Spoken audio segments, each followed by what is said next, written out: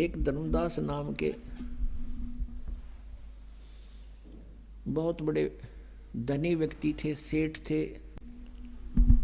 वैश्य कुल में जन्म था। भगवान श्री कृष्ण, श्री राम, विष्णु और शंकर के दृढ़ पुजारी थे। उन्होंने अपने, क्योंकि ये सभी को मालूम है कि गुरु बिन मोक्ष नहीं हो सकता, इसलिए गुरु का बनाना अनिवार्य समझ रखा है। तो गुरु बना रखे थे रूपदास जी, जो श्री विष्णु के पुजारी थे, वैष्णव साधु थे। धर्मदास जी 60 वर्ष के आसपास हो चुके थे। पैसे की कोई गिनती नहीं थी, इतना धन था उनके पास। सबसे बड़ी बात सोचने की है पुण्यात्माओं कि इतना धनी व्यक्ति भी भगवान की चाह रखता है तो बहुत पुण्यकर्मी प्राणी होता है। जैसा भी उसके गुरुदेव ने बताया था उसी पर वो दृढ़ थे, गुरु के एक एक वचन को फाइनल मानते थे। पुण्यात्माओं, एक नियम होता है कि श्रद्धालु यानी शिष्य गुरु जी के वचन में किसी प्रकार का अविश्वास ना करे, ये नियम होता है।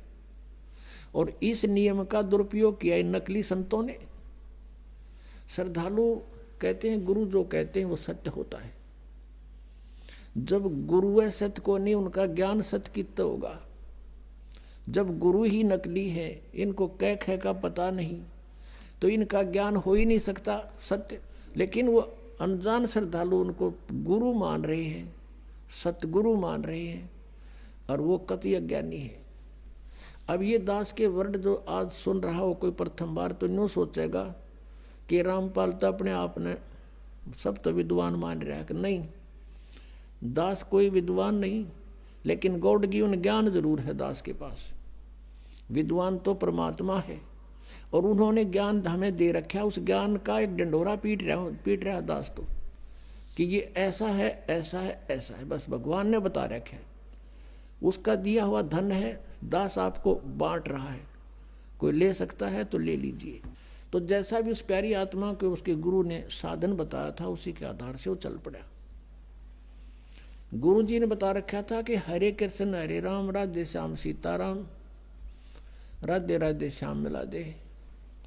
ये गुट्टी प्यारा की थी कि ये मंत्र पार कर देंगे। ओम नमः शिवाय, ओम भगवते वासुदेव नमः, ये पता नहीं 20-25 तो इस तरह के मंत्र दे रखे। और एकादशी का व्रत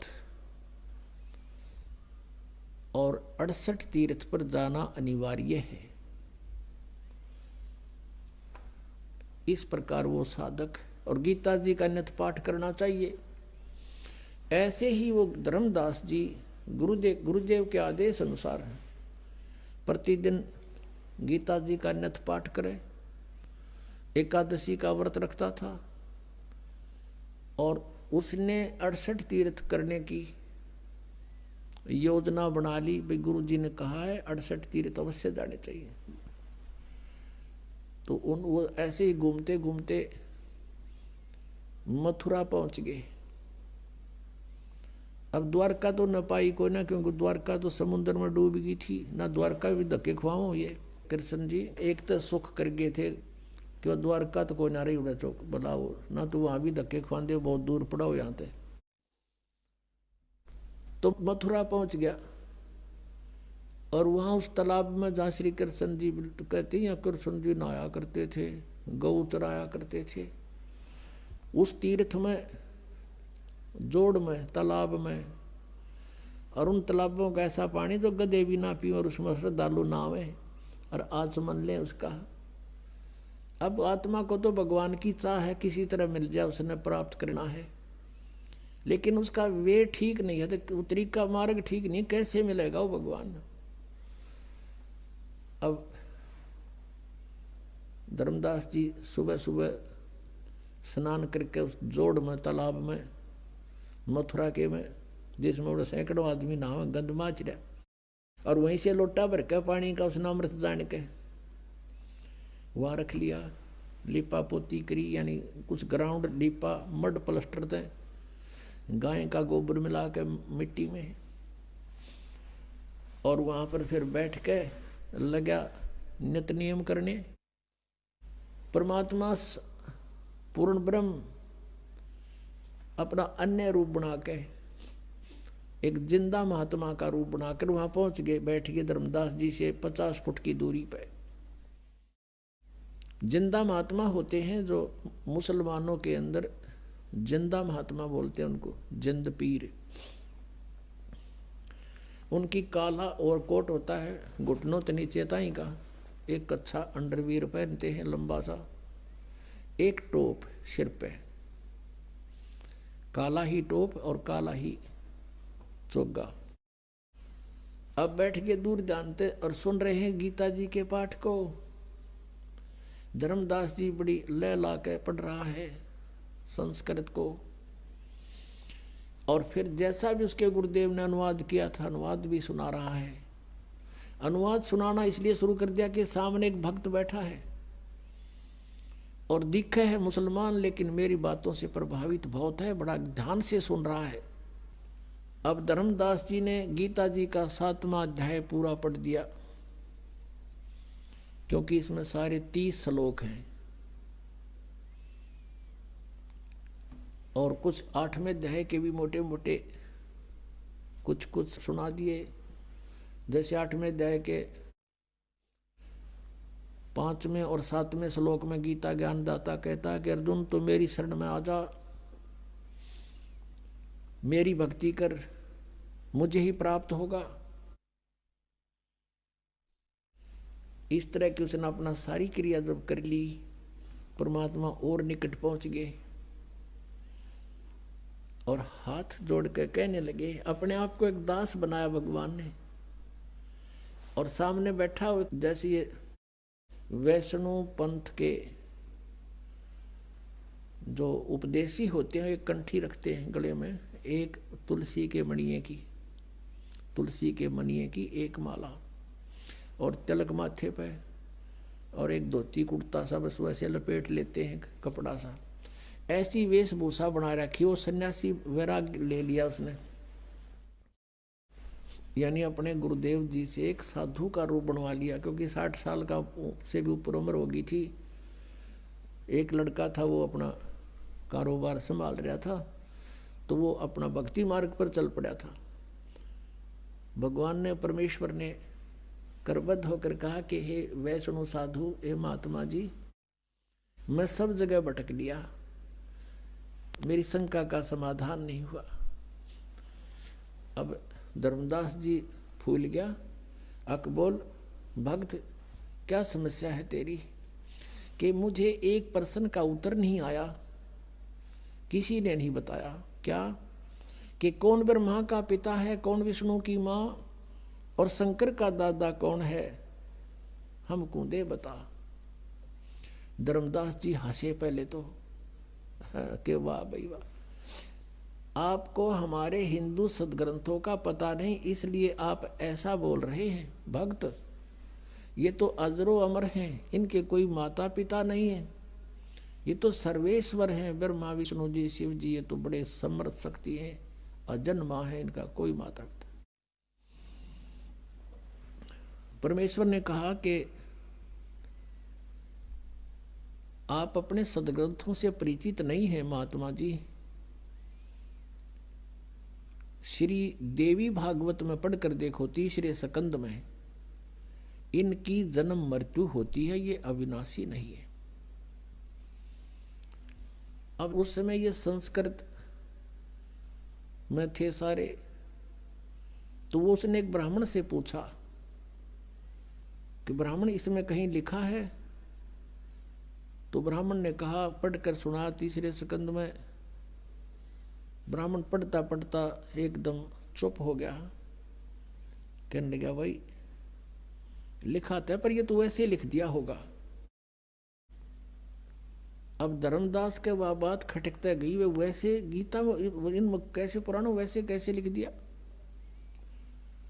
फिर परमात्मा ने कहा कि बात सुनो, आप 7वें अध्याय को पढ़ रहे हो, 7वें अध्याय में इस गीता जी के पढ़ने से क्या लाभ होगा आपको? यदि मैं भी पढ़ने लगूं, आपका अनुयायी बनूं, तो इस गीता जी के नित पाठ से क्या लाभ होगा, ये बताओ मुझे। धर्मदास जी ने कहा कि इससे ये मोक्ष होता है, एक राजा ने पढ़ी थी उसको संतान होगी, एक ने ऐसा पढ़ा था उसको ऐसे हो गया। परमात्मा ने प्रश्न किया कि किसी एक किसान का पुत्र था, एक किसान था, उसके वृद्ध अवस्था में एक पुत्र प्राप्त हुआ इकलौता। अब किसान ने सोचा कि मेरी मृत्यु के बाद कहीं ये पुत्र मेरे व्यवसाय से अपरिचित ना रह जावे, मैं ये युवा होगा तब तक मेरी मृत्यु हो जाएगी।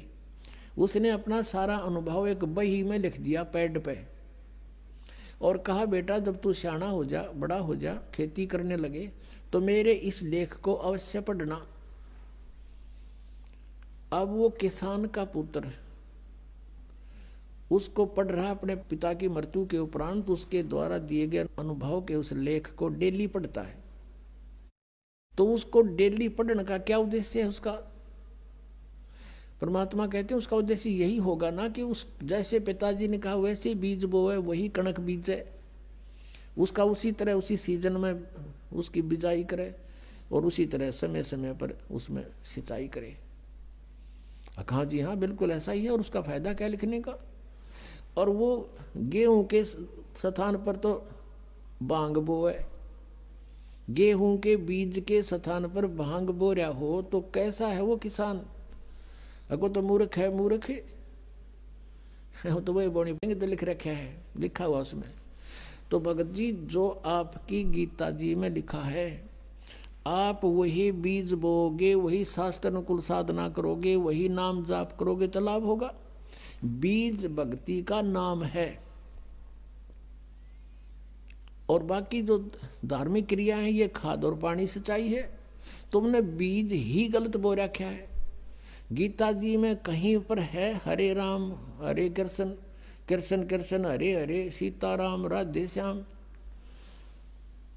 राधे राधे श्याम मिला दे, ओम नमः शिवाय, ओम भागवते वासुदेव नमः, है तेरी गीता जी में कहीं लिखा? नहीं। फिर तू इन रट्टा लाने लग गया तो उस किसान के मूर्ख पुत्र से कम है? अरे जो गीता में लिखा वैसे ही करोगे तो लाभ होगा। इसमें एकादशी का व्रत लिखा कहीं?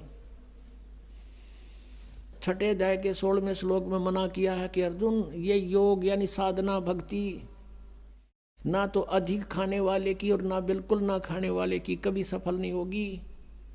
बिल्कुल ना खाना व्रत रखना एकादशी का, सारा दिन भूखे मरते हो तुम। अब गीता पढ़ते उसने रखी थी, गोट रखी थी धर्मदास जी ने, परमात्मा की एक एक बात छाती में लग गई थी। अरे तू गीता जी को सिरोधार्य मानता है, भगवान के आदेश विरुद्ध तू साधना कर रहा है। 16वें अध्याय के 23वें श्लोक में लिखा है शास्त्र विधि को त्याग कर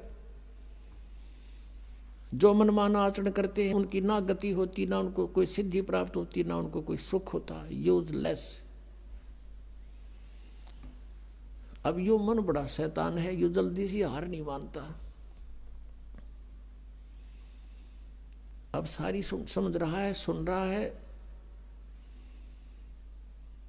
और हृदय में जा रही है। अब क्या हुआ?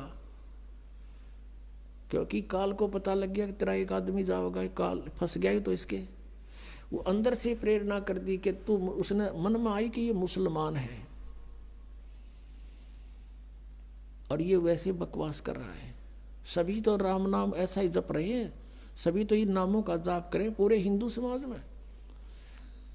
तो उसने क्या कहा धर्मदास ने परमात्मा को कि जिंदा तेरी बात मैंने बहुत कड़वी लगे और तू महात्मा है ना, मैं तेरे साथ लड़ पड़ता तो साधु वेश में है। आगे से ऐसी बात मत करना, हमारे भगवानों के हमारे मंत्रों के बारे में फालतू मत बोलना। परमात्मा उसी समय जान गए काल आ गए, इसमें अंतर ध्यान हो गए, भगवान वहां से अदृश्य हो गए। अब सामने आदमी बतलावे, अरे एकदम ओझल हो जाए तो कलजा पाट जा। और कुछ लाला जी था, सामने से भगवान एकदम अदृश्य हो गए। उसी समय उसका तो धक्का सा लगा और उसने सोचा देख सारी सच्ची बात बताओ थे, सब सत्य सत्य बोल रहे थे, मेरे भाग फूट गए। ये तो कोई फरिश्ता था, कोई भगवान का भेजा हुआ दूत था, मैंने बड़ी गलती करी और सब बातें सही कह रहा था। अब परमात्मा ने यहाँ भी बताया था कि जिस तालाब में तू नहा के आया है, इसमें पता नहीं कितने जीव मार दिए तने। अब धर्मदास को जो मालिक ने बताई थी, तू पूजा पढ़े गीता ने, और गीता जी के 8वें अध्याय के 13वें श्लोक में पढ़ ले कि ओम इति एकाक्षरम ब्रह्म विवहारण माम अनुसमरण यह प्रयाति तजन देहम सयाति परमाम गतिम। मुझ ब्रह्म का केवल एक ओम अक्षर है, नथिंग एल्स। और जो इसका उच्चारण करके सिमरण करता हुआ शरीर छोड़कर जाता है, सयाति परमाम गतिम, वो परम गति को प्राप्त होता जो ओम से मिलने वाली परम गति है। और तुम जपो हरे राम हरे कृष्ण राधे श्याम सीताराम राधे राधे। कोई बात हुई? अब एक किसी ने प्रश्न किया कृष्ण के पुजारी तो कि आपका इष्ट देव कौन है? स्वरूप तन्यों का राधे, और फिर ने कहा श्री कृष्ण जी मेरा इष्ट है। अरे राधे होया कृष्ण जी तेरा इष्ट होया? कमाल की बात कर रहे हैं, बिना अकल की बात। अब राधे श्री कृष्ण जी की वो थी प्रेमिका, और कोई मित्र उससे पहले उसकी प्रेमिका का नाम लेता जूत तोड़े न बाजेगा उनका, यारी तोड़े टूट लेगी उनकी। यानी वो कृष्ण जी की पूजा कर राधे श्रद्धा कर रहे। थरा गजब हो, था सिर पैर है कोई? तो वो भी न्याय कह था धर्मदास भी, जो परमात्मा ने उसको ये सुनाया था समझाया था, तो उसका सारी बात जचगी के सत्य है। अब उसने सुबह वो क्रिया ना हुई उस भगत जी में जो प्रतिदिन क्रिया करता, और नो सोचा ही भगवान वो एक बार फिर आवे। अंदर से सारी रात नो तड़पता रहा, एक बार वो भगवान है परमात्मा वो कौन था नो तो मैं नहीं जान सकता, एक बार फिर आ जा। मैं कति कोई विवाद नहीं करूं, विनम्रता से सारी बातें पूछूंगा। ऐसे सारी रात करवट बदल कर काट दी। सुबह को नहीं पूजा हुई ना उस जोड़ में नहाने जल करा तालाब में मथुराले में। रोटी बनाने लग गया, बखते उठ के वक्त से खाना बनाने लग गया, लकड़ बाल के। जैसे जंगल से लकड़ी शाम ने तोड़ के ले आया था, चूल्हा बनाया ईंटों का कच्चा पक्का, उसमें एक मोटी लकड़ी लगा दी, साथ में सहयोगी लकड़ियां लगा के अग्नि जला दी, खाना बनाने लग गया। सब्जी बनाई, रोटी बनाई, और वो लकड़ियां जलती जलती निकट आ गई। मोटी लकड़ी लंबी थी 2-3 फुट की, वो जलती जलती निकट आ गया। एंड उसका सामने आ गया धर्मदास जी को आखिरी सिरा दिखाई देने लग गया उस मोटी लकड़ी का। वो बीच में थोथी थी, ओलो थी उसमें, जैसे लकड़ियों में सुराख सा होता है, और थोड़ी थोड़ी सी गिल्ली थी। अब उधर से सूर्य उदय होने वाला हो गया। अब क्या देखता है धर्मदास के उस लकड़ी के अंदर जो वो थोथी थी, सुराख था थोड़ा थोड़ा अंदर, उसमें से चींटियां बाहर निकलने का प्रयत्न कर रही हैं। उनके मुख में अंडे हैं और बाहर निकलने की चेष्टा करती हैं। तो उस लकड़ी के एंड में, अंत में एक तरल सा पदार्थ उबल रहा है, जल लकड़ी गर्म होने से उबल रहा है बाहर के हिस्से पर। आगे जाती हैं तो अग्नि जल रही है उस लकड़ी में, वो बाहर भाग रही है तो वहां उसके ऊपर गिर के उस तरल पर चटक मटक हो रही है, जल रही है। अब धर्मदास जी के हाथ पैर फूल गए। उसने तुरंत उस लकड़ी को बुझा दिया, पानी डाल दिया, सारी अग्नि बुझा दी। जितनी भोजन बन गया था बनाया, बाकी नहीं बनाया। अब उसने सोचा है भगवान, आज तो ना जाने कितने जीव जल गए इसके अंदर, इतनी लंबी लकड़ी थी ये तो, और अब तो ये इतनी शेष रहती है, और इसमें सारी में चींटियां भरी थी, ये जल गए, इनके बच्चे भी जल गए। इस पाप के भोजन को आज मैं नहीं खाऊंगा, इसको किसी साधु संत को खिला दूंगा, मैं आज निराहार रहूंगा। ऐसा विचार करके वो सारा भोजन उठाया और चल पड़ा साधु संत की तलाश में।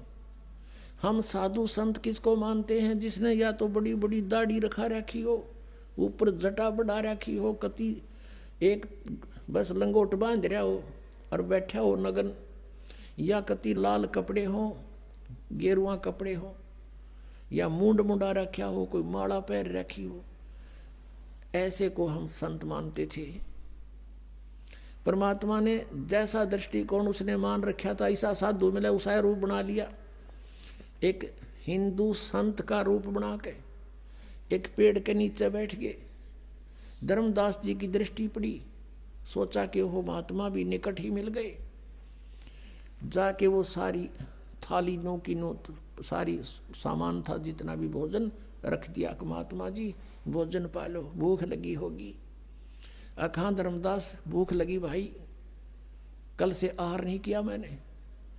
जब धर्मदास कहा तो उसने एक बार तो देखा कि ये महात्मा मुझे जानता भी है, तो उसने सोचा मैं बहुत बड़े यज्ञ करता था, भंडारे करता था, साधु संतों को बुलाकर उनको भोजन खिलाता था, उनमें से कोई होगा।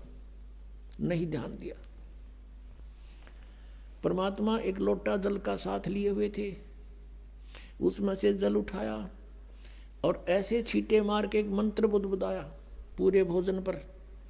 उसी समय सारे भोजन की चींटी बन गई और सारी थाली काली होगी और चींटियां अंडे ले लेकर बाहर निकलने की, थाली से बाहर निकलने की चेष्टा कर रही हैं। तब परमात्मा उसी रूप में आगे जो पहले दिन वार्ता हुई थी और कहा, रे धर्मदास तू आया था पुण्य करने और तू कल क्या कह रहा था? परमात्मा को देखकर धर्मदास ने मुसलमान रूप में भगवान को एक मुसलमान जाना और परमात्मा ने ये कड़वी सच कही तो उसने दुख माना और ये कहा था कि मैं जीव हिंसा नहीं करते, हम अन्य की तरह जीव हिंसा नहीं करते, यानी बहुत दुख मान के कहा था। ये टोंट कैसा था कि मुसलमान हो तुम, मांस खाते हो, हम हिंदू, हम हिंसा नहीं करते, हम जीव हिंसा नहीं करते। तब परमात्मा ने कहा था, रे तेरे तो तक कसाई भी अच्छा, और इस पाप के भोजन को तो मुझे खिलाने आया है। अरे अपराधी व्यक्ति। जब उसने धर्मदास ने देखा कि वो हैकल वाले चरणों में पड़ गया, बुरी तरह रोए, ये भगवान मुझसे गलती होगी, कल मैंने आपसे वाद विवाद किया, मुझे क्षमा करो भगवान, मुझसे गलती होगी, मुझे वो ज्ञान और सुनाओ। अब परमात्मा तो चाह थे यो सीधा हो किसी प्रकार इसकी आप बीमारी निकला, जो गंध भर रखा है इसने अंदर, तो बैठ गए वहीं पर, अब सुन ले ज्ञान आगे का। कल तूने गीता जी का 7वां अध्याय पढ़ा था। 7वें अध्याय के 12 से लेकर 15 तक और 20 से लेकर 23 तक इन श्लोकों में ये जिनकी तू पूजा करता है, इन तीनों गुणों में से तू शंकर और विष्णु जी की, तमोगुण शंकर और सतोगुण विष्णु जी की पूजा करता है। हाँ जी, तो क्या लिखा है तेरी गीता जी ने? खोल एक बार फिर। तो परमात्मा ने दिखाया कि देख पढ़ के। अधिक जानकारी के लिए जगत गुरु तत्वदर्शी संत रामपाल जी महाराज द्वारा लिखित पवित्र पुस्तकें ज्ञान गंगा, जीने की राह बिल्कुल निःशुल्क मंगाएं। अपना नाम, पूरा पता हमें व्हाट्सएप करें। हमारा नंबर है 7496801823। जगत गुरु तत्वदर्शी संत रामपाल जी महाराज के मंगल प्रवचन अब प्रतिदिन सुनिए MH1 श्रद्धा टीवी पर दोपहर 2 से 3 बजे, सारथी टीवी पर शाम 6:30 से 7:30 बजे, साधना टीवी पर शाम 7:30 से 8:30 बजे, ईश्वर टीवी पर रात 8:30 से 9:30 बजे।